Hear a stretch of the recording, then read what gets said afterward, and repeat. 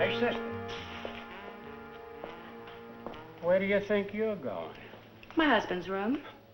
Third finger, left hand, and all that. Yeah? Room what?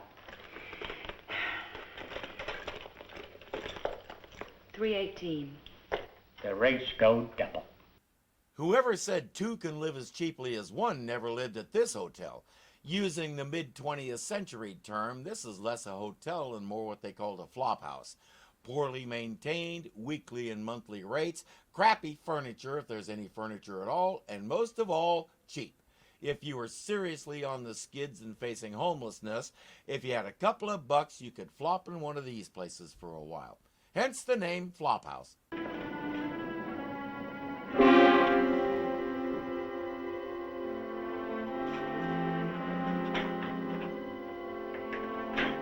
The phone service may be a little sketchy, too.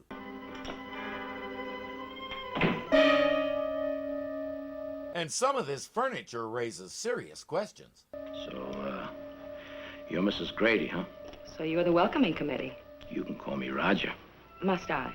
She can think of lots better things to call you. These guys with their guns never learn the simple principle that says, stay out of arm's reach. We'll go find the long-lost Mr. Grady, huh? You're so forceful. Your name is Roger? Don't get cute. Move.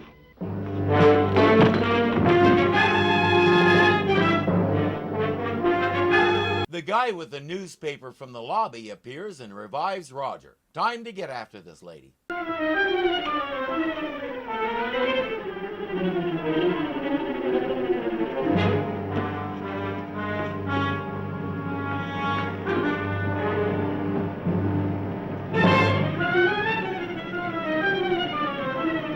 Sam is nearby with the van and will come pick her up before those guys figure out what she did.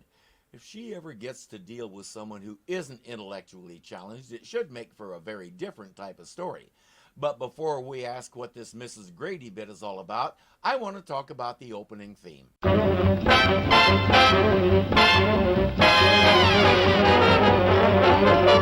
That is a long intro for a tune that only lasts 40 seconds.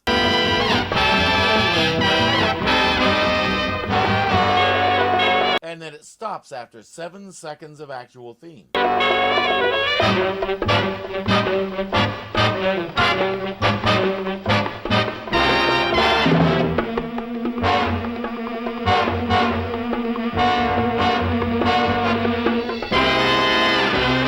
And then we get 11 seconds of can't seem to get this thing off the ground.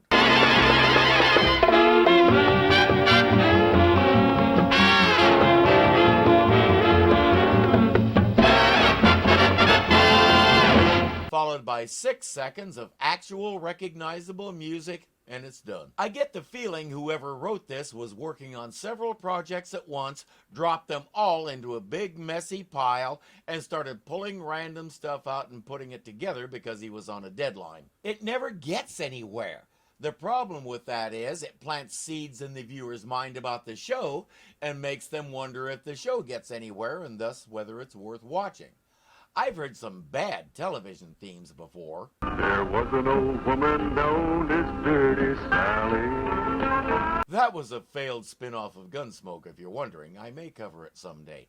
Anyway, at least themes like that one told a story or had some actual musical progression. This one sounds like it was slapped together without any real plan. I suspect it helped contribute to the show's lack of durability. Are you sure you went to the right room? 318. That's the key you gave me. Well, I just don't understand it. I only wanted to find out if I'd left something behind that the hotel might mail home, and then my wife would... Mr. Grady, we don't believe you. But he has such an honest face. That's one of the things J. Pat O'Malley was known for.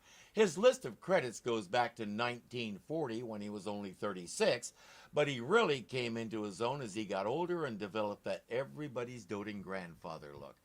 Most recently, we saw him as a medicine man on F Troop. But if you turned on your TV and flipped through the channels on any given evening, there was a good chance you'd see him in some kind of guest star role, because he was another of those character actors that everybody wanted to hire, and with good reason. He admits he's been lying. He's never even been married, nor does he remember ever going to that hotel. What's the real story? I don't know the truth. That's the frightening part. I've lost my memory. This time he's telling the truth. He was in a car accident and was severely injured. He also lost all memory of the past few weeks.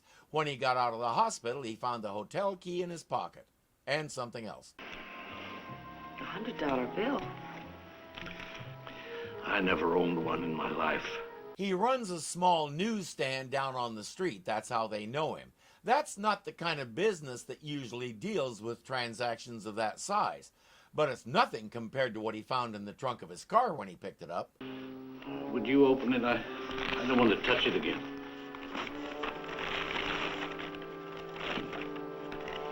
That's a lot of money. How much? $150,000. No, it's not counterfeit. It's real. And he has no idea how it got there, who it belongs to, or what he should do next. I have 2 words for you, Mr. Grady. Police. With Honey and Sam backing you up, you can dump this whole thing in their lap. And since we know guns are somehow involved in all this, you can probably demand protection too. Not gonna happen. Honey and Sam will get to the bottom of this if it kills them. Wait, they might want to rephrase that. Newspaper.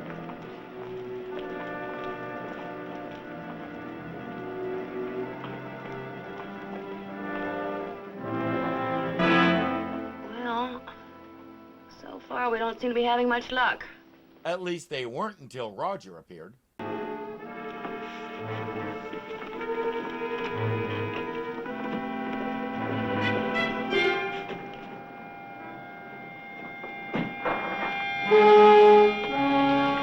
Just peddle your papers, Sam. I'll be in touch. The guy from the lobby is the driver, so she's got them both in her sights.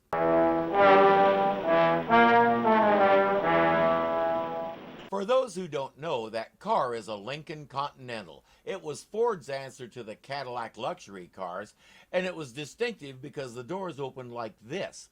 Right around this time, my brother bought one. He paid as much for it as the average family paid for a house, and we all made fun of him for it.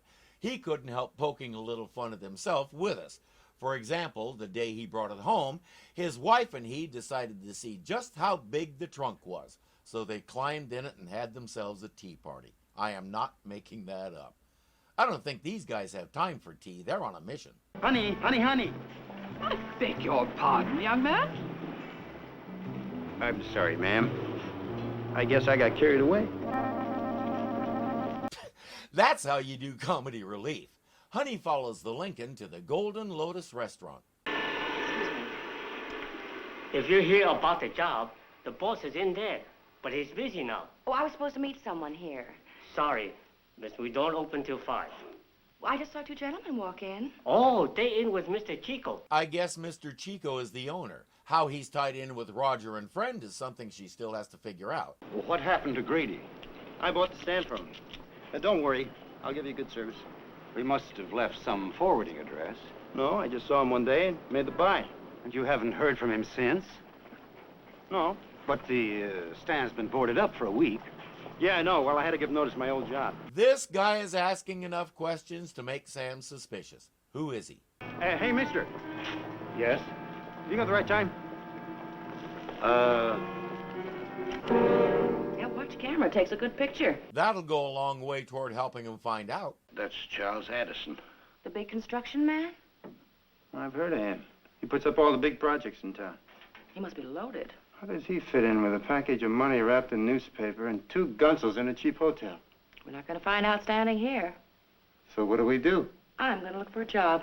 That man she talked to said there was a job opening at the restaurant. Honey will put on a black wig, assume a bimbo accent, and become the Golden Lotus's new cigarette girl.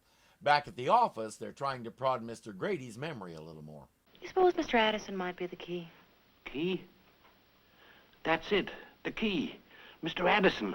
Did Mr. Addison give you the key? Did he give you the package? I think so. Yes. Yes, Mr. Addison. Let's go pay him a visit. I still say take the money to the police and let them handle it, but that wouldn't make much of a private detective show. Mr. Addison doesn't seem to be home. Sam, look.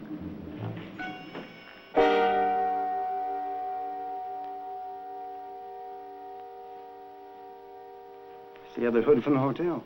How does he tie in with a man like Addison? Let's find out. I have a feeling we all know what they're going to find. It's unlocked. Let's have a look. Hello? Mr. Addison? Again, we all know what they're going to find. Get it over with. Thank you. Honey is more determined than ever to get to the bottom of this. It starts with that restaurant. Armed with the microphone in her ring and a receiver discreetly placed in her ear, Sam right outside ready to come to the rescue, and her disguise, she's off to peddle cigars and cigarettes. That really was a thing in many places like this. As Simon Whistler likes to say, the past was the worst. Cigarettes? Oh, thank you, miss. I was just leaving. Oh, young lady, would you do me a favor and deliver this to the manager, please? Certainly, ma'am. Thank you. Anything for Mr. Chico, I'll take care of. I'll take care of Mr. Chico. Miss O'Brien, please. Oh, look what I've done. Oh, I'm so terribly sorry. In the envelope is the picture of Mr. Addison that Sam took. They're hoping it might cause a bit of a stir. Where'd you get this? Some woman outside said to bring it to you.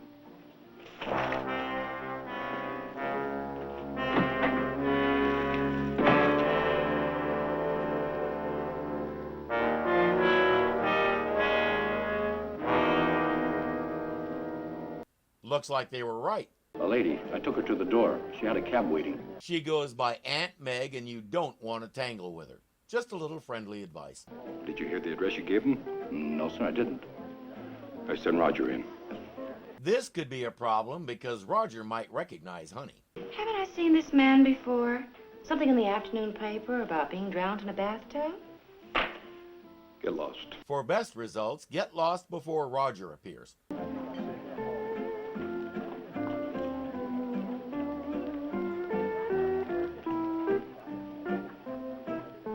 It's hard to tell if he actually recognizes her or if he's just staring at her butt. That's all I know, Mr. Stasio. Some dame I've never seen before brought this picture. I tell you, they must be onto our connection with Addison. You with me, Sam? I'm parked right across the street. I heard everything. 1 and 1 is beginning to add up to 2. That's so right. Ed Stasio, East Side Loan Shark. Borrow 100, pay back 1,000. And if you don't pay back, you may find yourself drowned in your own bathtub. It looks like Stoschel is behind all this. But who is he? Apparently nobody knows what he looks like. Honey, our tiger has sharp teeth. Come on out now. Sam, the hunt has just begun. He was on the intercom. Stasio's in that building somewhere. I'm going to see if I can find him. Honey, I said come on out. Honey, where are you? Hi. I've been looking for you. Someday she's going to listen to Sam and everyone is going to faint from shock. How flattering. No tricks. Of course not. Have a cigar. Why not?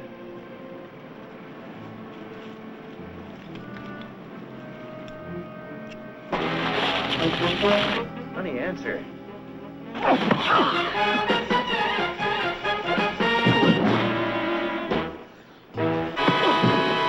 She can't answer right now. She's explaining to Roger that the first time she kicked his butt wasn't a fluke. She can do it anytime she wants. He must like it. He keeps coming back for more. She has his ankles cuffed together, so even after he wakes up, he'll be out of the way for a while. Come in, Miss O'Brien. Or is it Mrs. Grady? What's in a name? All right, get over there and sit down. He says, take the wig off. Mr. Stoschel wants to see you without it. Well, what Mr. Stoschel wants, Mr. Stoschel gets, I guess. That just goes to show you. You don't know what you're getting these days. All right, Mr. Stasio? You're Mr. Stasio? Who'd ever expect you to front as one of your own hoods? Now Sam knows the situation. And at last, we get to find out what's going on. Do you always do your own dirty work? Like Mr. Addison, I mean? Only in special cases. And 150 grand makes this real special. He says, relax, have a drink. How did Mr. Addison get involved? He needed 100 grand in a hurry, and I gave it to him. At a reasonable interest rate, no doubt. No doubt. 50 grand for 30 days. But Mr. Grady had the money. Why kill Mr. Addison? Addison said he gave Grady the money to deliver. Grady, he disappears. Because he was hurt in a car accident and spent over a week in the hospital, unable to remember anything surrounding the crash or events leading up to it. So Addison died without really knowing why. Sam has heard enough, and he's got it all on tape. Time to go save Honey. All things must come to an end. I'm afraid so. Door of the garden's locked. Nobody will bother you. Take her to the lake. You do have a thing about water, don't you? Get her out of here. Ooh, she hit a nerve. Not the water bit, but you can see he doesn't like to be mocked. He's a big shot with lots of money, so he's important and a real man's man. When a woman mocks him like that, it makes his whatchamadingy shrink, and he doesn't like that. He already has enough trouble finding it when he needs to pee.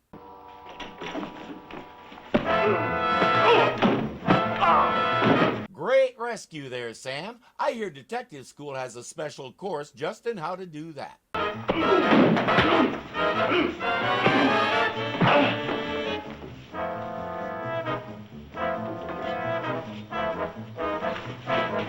I've talked before about Irving's law number, I forget what number. Bad guy always goes for a weapon first.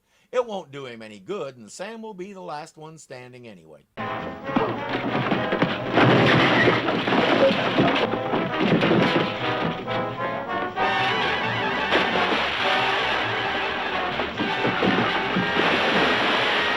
Water fight. This is a really good one, and it goes on for a nice long time without getting tedious. Stoschel will recover and join in, but he's no match for Sam. Or Honey.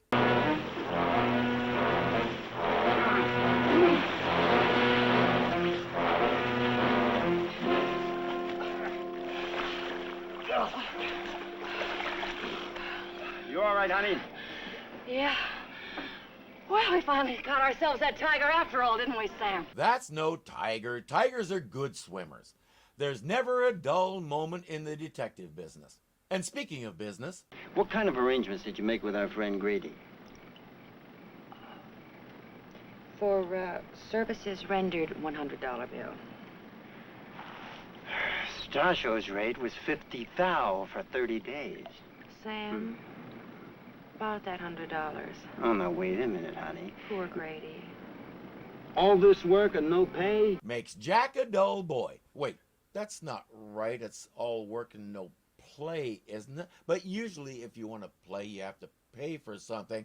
So all work and no pay also. But that's getting paid, not paying. Hold on.